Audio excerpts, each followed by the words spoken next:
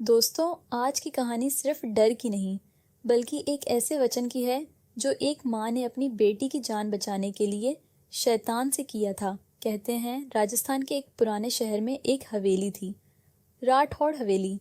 दिन में वो हवेली बस एक टूटी फूटी इमारत लगती थी, लेकिन रात होते ही वहां से किसी बच्चे के रोने की आवाज आने लगती।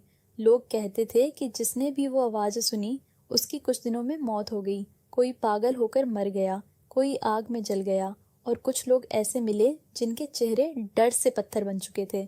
उसी हवेली में रहती थी नैना, एक ऐसी लड़की जो बचपन में मौत के मुंह से वापस लौटी थी। जब वो सिर्फ 8 साल की थी तब हवेली की तीसरी मंजिल से नीचे गिर गई थी। डॉक्टरों ने साफ कह दिया था कि अब वो सुबह नहीं देख पाएगी। उसकी माँ सावित्री अस्पताल के मंदिर में बैठकर भगवान से रो रो कर प्रार्थना कर रही थी। तभी अचानक पूरे अस्पताल की लाइट चली गई। हवा बर्फ जैसी ठंडी हो गई और मंदिर की मूर्ति के पीछे से एक लंबा आदमी बाहर आया।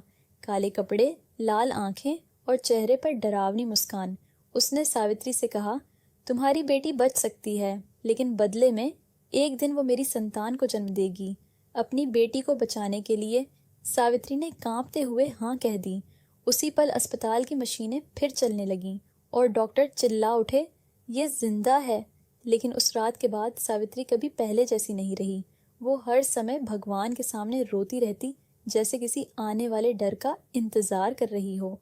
साल बीत गए और नैना बड़ी होकर दिल्ली की एक मशहूर फोटोग्राफर बन गई। उसे भगवान, पूजा या किसी अलौकिक चीज पर विश्वास नहीं था, लेकिन एक दिन उसे खबर मिली कि उसकी माँ मरने वाली है। वो तुरंत राजस्थान लौटी। राठौड़ हवेली में कदम रखते ही उसे अजीब बेचैनी महसूस होने लगी। उसी रात उसने पहली बार किसी बच्चे के रोने की आवाज सुनी। आवाज इतनी धीमी थी जैसे कोई दीवारों के अंदर कैद हो। अगले दिन मरने से पहले सावित्री ने उसका हाथ पकड़कर कहा, उस आदमी से दूर रहना, वो इंसान नहीं है। लेकिन वो ये नहीं बता पाई कि वो आदमी कौन था। मरते समय उसकी आंखें कमरे के एक कोने पर टिकी थीं, जैसे वहां कोई खड़ा हो। उस रात के बाद हवेली में अजीब घटनाएं शुरू हो गईं और तभी नैना की मुलाकात हुई आर्यन मल्होत्रा से। बेहद खूबसूरत, शांत और रहस्यमयी आदमी। उसने एक सड़क हादसे में नैना की जान बचाई और धीरे धीरे दोनों करीब आने लगे। लेकिन उसी समय शहर में भयानक मौतें शुरू हो गईं। एक पंडित जिसने नैना को आर्यन से दूर रहने की चेतावनी दी थी, मंदिर में मृत मिला। एक औरत जिसने कहा था कि आर्यन इंसान नहीं है, वो रातों रात जलकर राख हो गई। और हर मौत से पहले लोगों ने एक बच्चे के रोने की आवाज सुनी थी। एक रात नैना ने आर्यन को सोते हुए देखा। उसकी शर्ट हटने पर उसके सीने पर उल्टा क्रॉस बना हुआ था। तभी आर्यन ने आंखें खोली, पूरी काली आंखें। उसने मुस्कुराकर पूछा, सच जानना चाहती हो? डर के मारे नैना हवेली लौट आई और उसे अपनी माँ की पुरानी डायरी मिली। आखिरी पन्ने पर लिखा था, अगर नैना कभी उस आदमी से मिले तो समझना शैतान अपनी संतान लेने आ चुका है। उसी रात नैना की तबीयत खराब होने लगी। डॉक्टरों ने जांच के बाद बताया कि वो प्रेग्नेंट है। नैना सदमे में थी क्योंकि डॉक्टर पहले ही कह चुके थे कि वो कभी माँ नहीं बन सकती।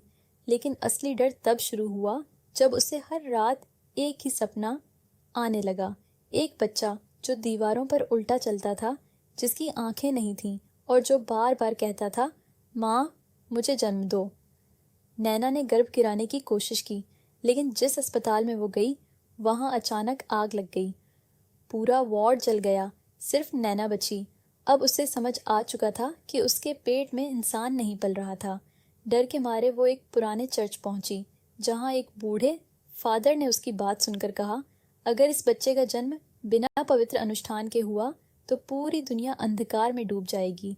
उस रात भयानक तूफान आया, आसमान लाल हो गया। राठौड़ हवेली की खिड़कियां अपने आप खुलने लगीं और दीवारों से खून बहने लगा। उसी समय नैना को प्रसव पीड़ा शुरू हुई।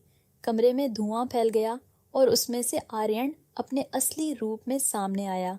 जला हुआ चेहरा, आग जैसी आंखें और पीछे विशाल काले पंख।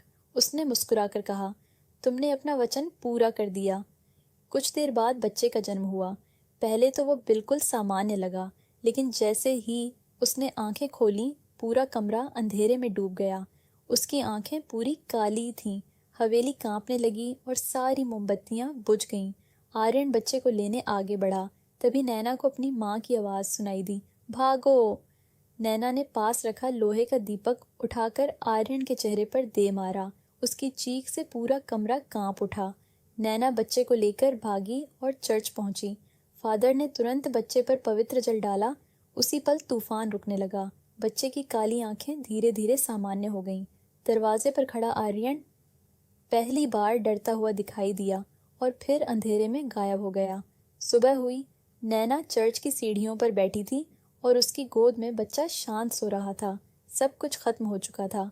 लेकिन तभी कैमरा धीरे धीरे बच्चे के चेहरे के करीब जाता है और एक पल के लिए उसकी आंखों में फिर वही काली चमक दिखाई देती है। एक माँ ने अपनी बेटी की जान बचाने के लिए शैतान से वचन किया और उस वचन की कीमत पूरी दुनिया को चुकानी पड़ी। क्या सच में सब खत्म हो गया या शैतान की संतान अभी भी उस बच्चे की आंखों में जिंदा है? राठौड़ हवेली आज भी वहां खड़ी है और कहते हैं आज भी रातों को वहां से किसी बच्चे के रोने की आवाज आती है। दोस्तों, आज की कहानी यहीं खत्म होती है। फिर मिलेंगे अगले एपिसोड में एक नई और रोमांचक कहानी के साथ। तब तक अपना ख्याल रखिए और याद रखिए, हर कहानी के पीछे छिपा होता है एक ऐसा रहस्य जो शायद आज भी जिंदा है।